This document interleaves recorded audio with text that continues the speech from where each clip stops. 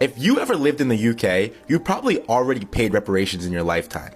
But not reparations to the descendants of enslaved people, reparations to the families of slave owners. Now this story is one of the most shocking things I've found out since I started.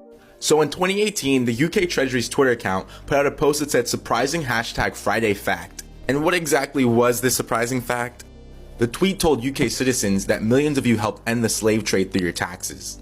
It said that Britain used £20 million to buy freedom for all slaves in the empire, and that living British citizens helped to pay to end the slave trade. But as many people pointed out before the tweet was quickly deleted, this was a really weird way to frame a more shocking reality.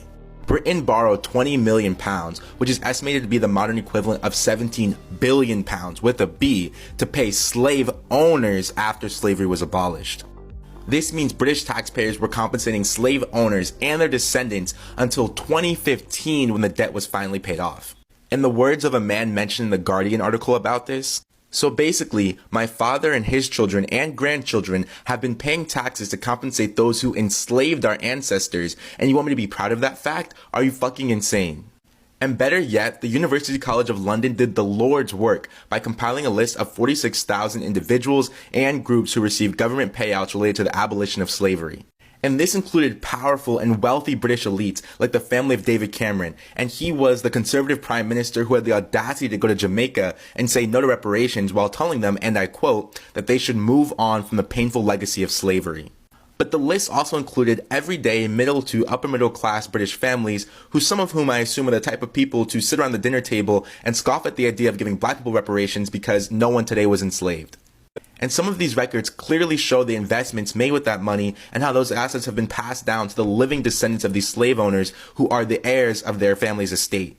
And I've been doing this type of work for a long time, and I know white supremacist logic is full of hypocrisy, but something about this fact was just almost too much for me. Like the type of reactions that I got for suggesting that black descendants of slavery get reparations, even though it's our families who suffered and did all the work. Meanwhile, people were paying white slave owners reparations until 2015 just felt so bizarre and almost unreal. And apparently I'm not the only one who felt this way, because USA Today had to do a fact check of the situation. And what was their verdict?